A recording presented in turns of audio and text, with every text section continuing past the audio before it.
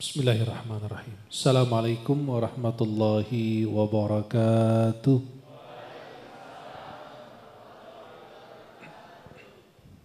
Masih kurang semangat. Biasa orang di kampung, di dusun kayak kita ini, saya bungkusannya kota. Tapi asli dari kampung di Mesir. Orang kampung ini, orang dusun ini suaranya lantang. Makannya sehat, hidupnya sehat. Ya.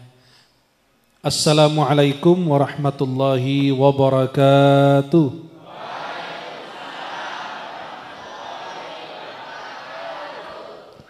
Ini baru mantap. Alhamdulillahi rabbil alamin, wassalatu wassalamu ala ashrafil mursalin, sayyidina wa maulana Muhammadin wa ala alihi wa sahbihi ajma'in. Ashhadu an la ilaha illallah wahdahu la syarika lah, al-malikul haqqil mubin. Ashhadu anna sayyidana Muhammadan abduhu wa rasuluh, as-sadiqil wa'dil amin, wa ala alihi wa sahbihi ajma'in, haqqa qadrihi wa miqdarihi al-azim. Para jamaah yang dimuliakan Allah, uhibbukum jami'an fillah. Saya mencintai kalian semua karena Allah. Semoga Allah senantiasa mempertemukan kita di dunia dalam taat dan di akhirat di surganya Allah. Senang sekali di malam yang mulia ini bisa memandang wajah-wajah penghuni surganya Allah. Wajah-wajah yang penuh dengan cahaya. Cahaya lampu terlalu terang.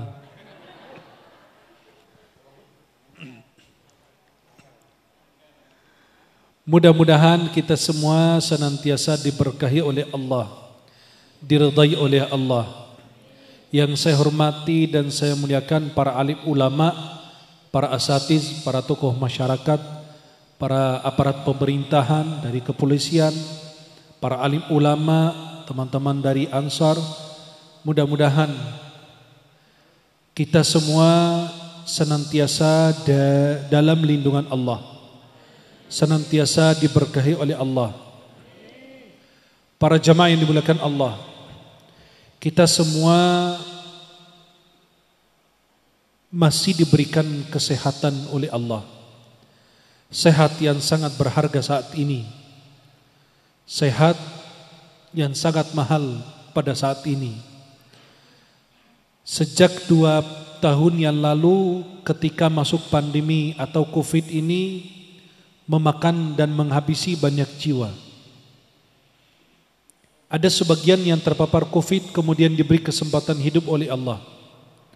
Ada sebagian yang sudah terpapar COVID kemudian diberi kesempatan, ada sebagian yang terpapar COVID dan tidak diberikan kesempatan hidup kembali.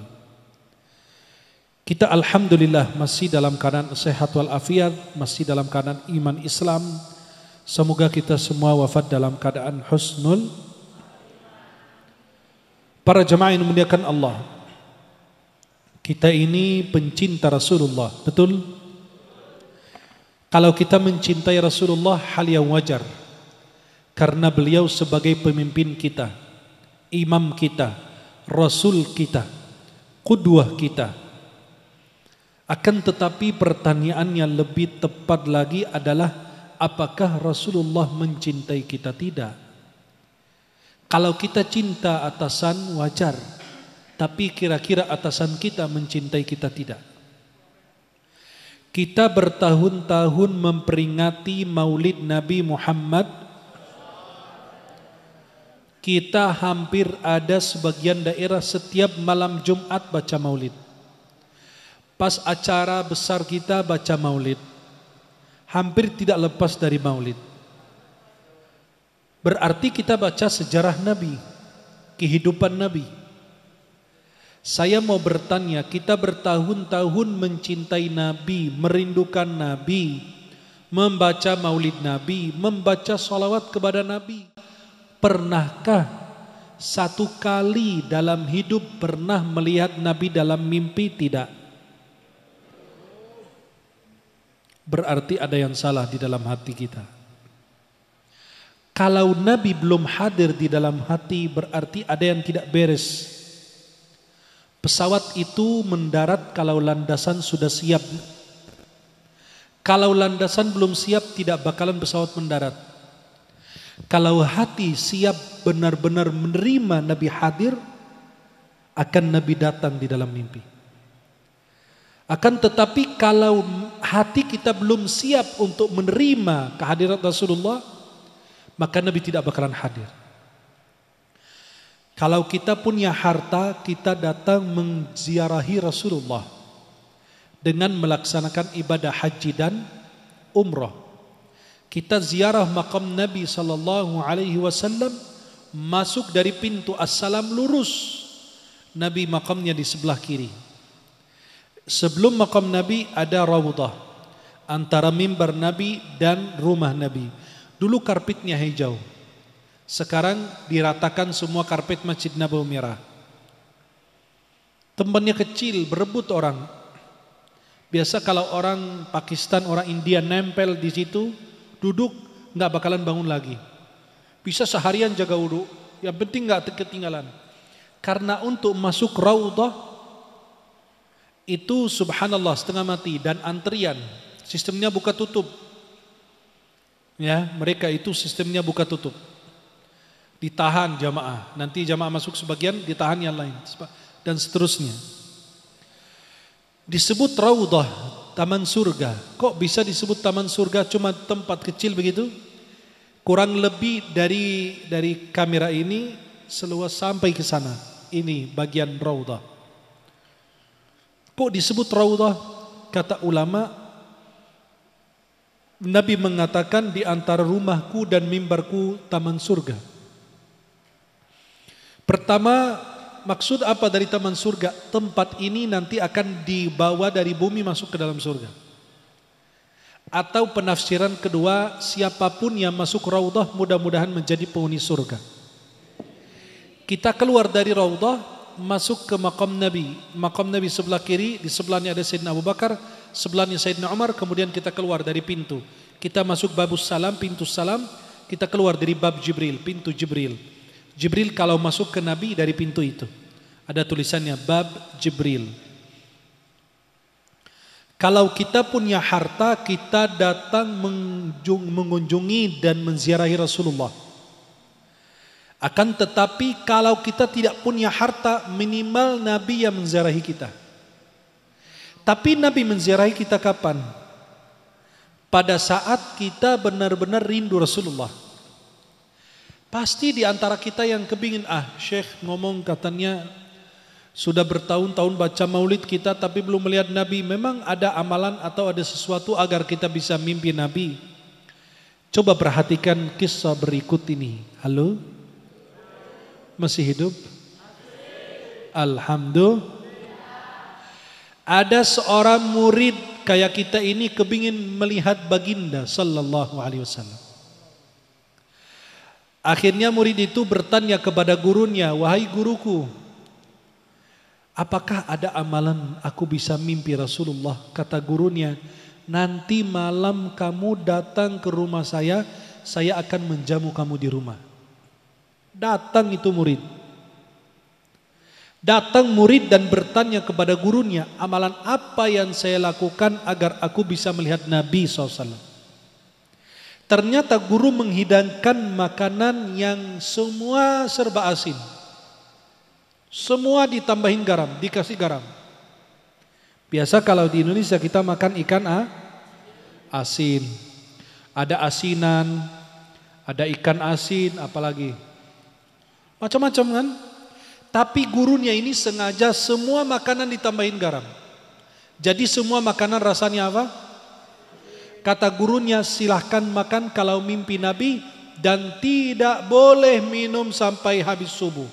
Kamu datang ke saya dulu baru kamu boleh minum. Akhirnya murid nurut, ingin lihat Nabi. Cuma sekedar itu doang. Oh, makan boleh habis semua kalau perlu. Akhirnya tuh murid makan tapi tidak minum sampai habis subuh. Habis subuh datang ke gurunya. Gurunya nanya, gimana semalam? Udah mimpi Nabi belum? Tidak. Yang benar? Enggak. Nabi enggak hadir di dalam mimpi? Tidak juga. Terus kamu mimpi apa? Saya cuma mimpi air doang. Halo? Kata muridnya saya mimpi apa? Air. Saya mimpi air laut, air sungai, air air terjun.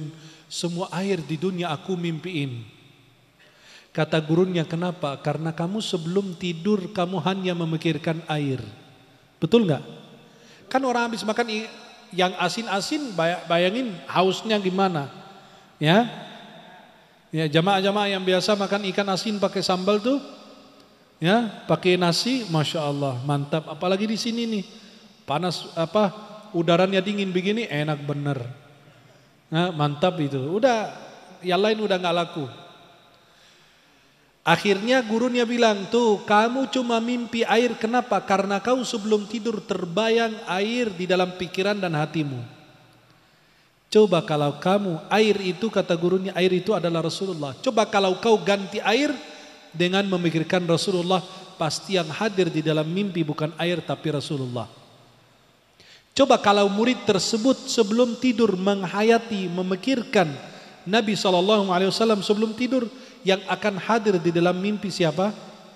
Rasulullah, bukan air. Tapi karena sebelum tidur haus banget, itu terbawa dalam pikiran dan alam tidak sadar, akhirnya kebawa dalam mimpi yang muncul air. Coba kalau di dalam mimpi atau sebelum tertidur baca salawat kepada Nabi Muhammad sallallahu ala Muhammad sallallahu ala Muhammad sallallahu ala Muhammad sallallahu ala Muhammad atau Muhammad sallallahu alaihi wasallam, Muhammad sallallahu alaihi wasallam.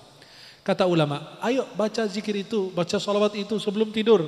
Sallallahu ala Muhammad sallallahu ala Muhammad sallallahu ala Muhammad. Sebelum tidur, coba bayangkan. Kalau kita nanya orang-orang muslim, bapak-bapak, ya, mimpi enggak? Mimpi. Mimpi Nabi? Enggak, mimpi janda tetangga katanya. Astagfirullah. Orang ditanya mimpi Nabi? Enggak, mimpi janda tetangga. Kacau jadinya. Wah, ini berarti enggak beres nih hatinya. Ya? Oh, orangnya datang juga ya? Masya Allah. Ternyata beliau suka mimpiin janda tetangga ini. Ini, astagfirullah. Istri ada enggak? Istri ada, boleh kameranya hadap ke beliau biar kelihatan. Istrinya bisa lihat tuh, wallahu alam bisa diusir dari surga. Para jamaah yang dimuliakan Allah SWT, nanti sampai rumah disuruh salat taubat lagi. Jadi kata gurunya, kalau engkau menghayati, menghadirkan Nabi sebelum tidur, yang muncul di dalam mimpi adalah Rasulullah. Mengapa kita tidak mencintainya? Nabi SAW uswah untuk kita, suri tauladan kita. Nabi SAW, mengapa kita tidak mencintainya? Beliau itu adalah lebih sayang daripada ibu kita, orang tua kita. Mengapa tidak mencintai Nabi sedangkan ketika pada saat lewat sirat, Nabi berdiri di pinggir sirat mendoakan, Ya Rabbi sallim sallim, Ya Rabb selamatkan umatku ini. Nabi SAW bangkit nanti di akhirat. Beliau orang yang pertama bangkit dari kubur, orang pertama diberi syafaat, orang pertama yang memberi syafaat. Mengapa tidak mencintainya? Mengapa tidak mencintai beliau sedangkan beliau yang membuka pintu surga? Mengapa tidak mencintai beliau sedangkan kita hanya meminta syafaat beliau di akhirat nanti? Setiap Nabi dan Rasul hanya memikirkan dirinya, Nabi Muhammad memikirkan umatnya. Tidak pernah Nabi mengatakan Fatimah putriku atau Khadijah istriku atau fulan, tidak. Tapi Nabi sebelum wafat ummati hanya meminta kepada Allah agar umatnya diselamatkan. Maka para jamaah yang dimuliakan Allah, ada apa dengan diri kita, hati kita, kehidupan kita sehingga kita bisa jauh dari Rasulullah? Ada seorang ulama tasawuf namanya Imam Abul Abbas Al-Mursi, murid daripada Imam Abil Hasan Asy-Syadzili, pendiri tariqat Syadziliyah. Imam Abul Hasan Asy-Syadzili wafat 656 Hijriyah. Beliau punya tariqat besar. Guru Imam Abul Hasan namanya Abdus Salam bin Bashish atau bin Mashish. Tariqat Syadziliyah ini yang didirikan oleh Imam Abul Hasan Asy-Syadzili. Beliau itu meninggalnya di Mesir, di tempat namanya Humaithirah. Imam Abul Hasan Asy-Syadzili ini pendiri Tariqat Syadziliyah. Beliau pernah berdoa, "Ya Rabb, aku ingin wafat di tempat yang orang tidak berbuat maksiat kepadamu." Akhirnya beliau meninggal dalam perjalanan menuju haji, menuju ke Laut Merah. Beliau meninggal di gurun. Itu tempat yang sepi, nggak ada manusia. Sekarang sudah makmur karena ada makam beliau, dan di situ oleh pemerintah Mesir dibangun masjid ada di tempat makamnya beliau. Imam Abul Hasan Asy-Syadzili pada saat beliau mau melakukan perjalanan haji, kata Imam Abul Hasan kepada muridnya, "Jangan lupa bawa kain kafan dan bawa cangkul bersama kamu." Kata muridnya, "Buat apa?" Kata Imam Abul Hasan, "Fi Humaithirah saufa tara." Nanti kamu di daerah bernama Humaithirah, kamu lihat nanti. Imam Abul Hasan Asy-Syadzili di akhir hayatnya beliau buta, tidak bisa melihat. Cuma hanya penglihatan mata saja, tapi penglihatan hati tajam. Imam Abul Hasan Asy-Syadzili beribadah dan berdoa di malam tersebut, dan memanggil murid-murid beliau memberi nasihat dan wasiat, dan memanggil Imam Abul Abbas Al-Mursi yang saya maksud ini agar diangkat menjadi penerus beliau, jadi khalifahnya beliau. Habis itu beliau wafat dan meninggal di situ. Kemudian Imam Abul Abbas Al-Mursi menjadi khalifah. Kata Imam Abul Abbas Al-Mursi, kalau Imam Abul Hasan Asy-Syadzili ada makamnya di Humaithirah, dari Kairo sekitar 11 sampai 12 jam naik mobil.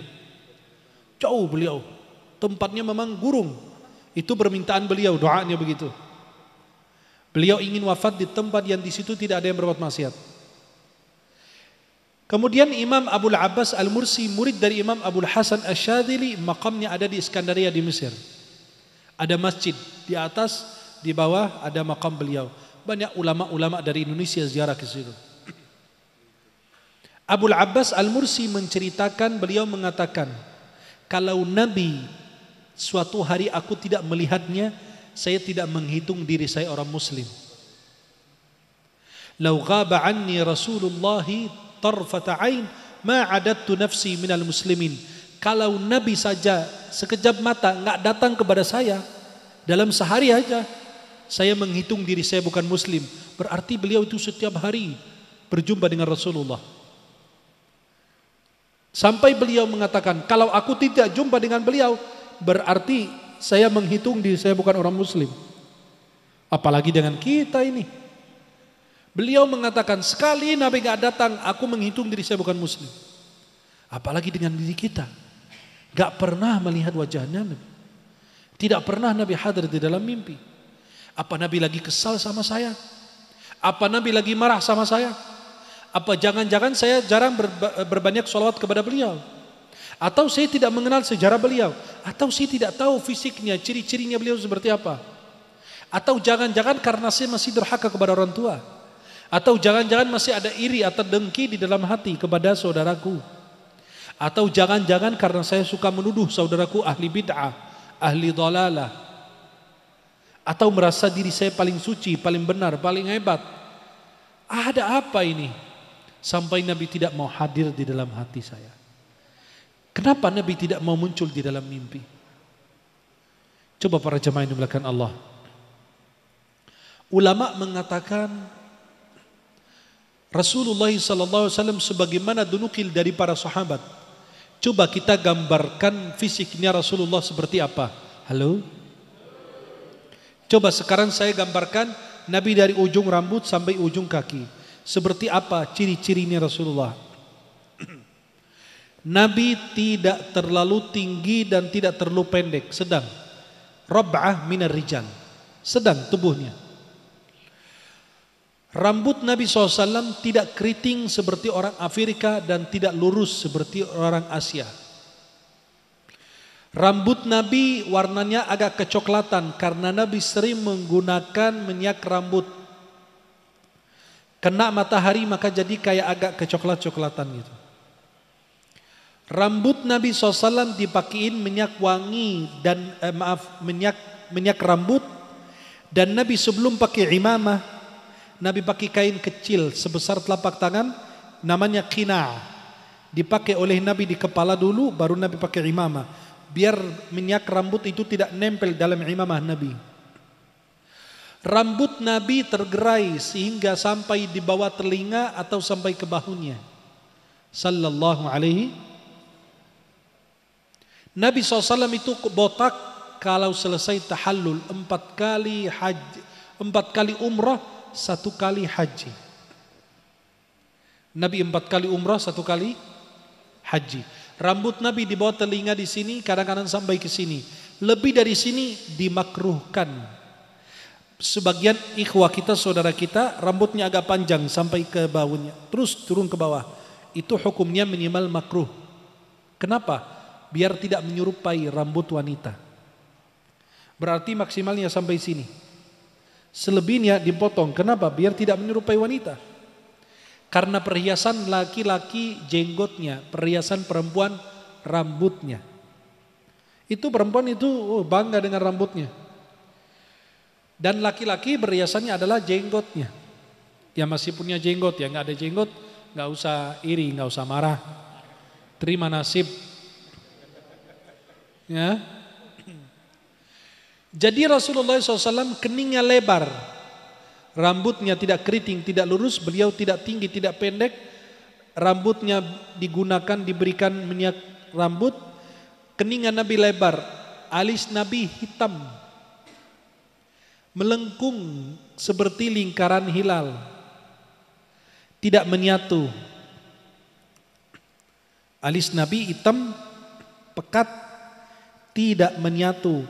Di antara alis Nabi tidak menyatu, di antara alis Nabi di sini ada urat saraf merah.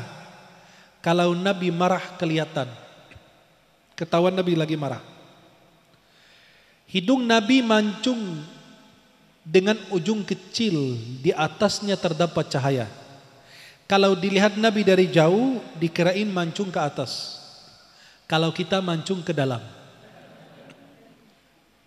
Enggak usah iri juga.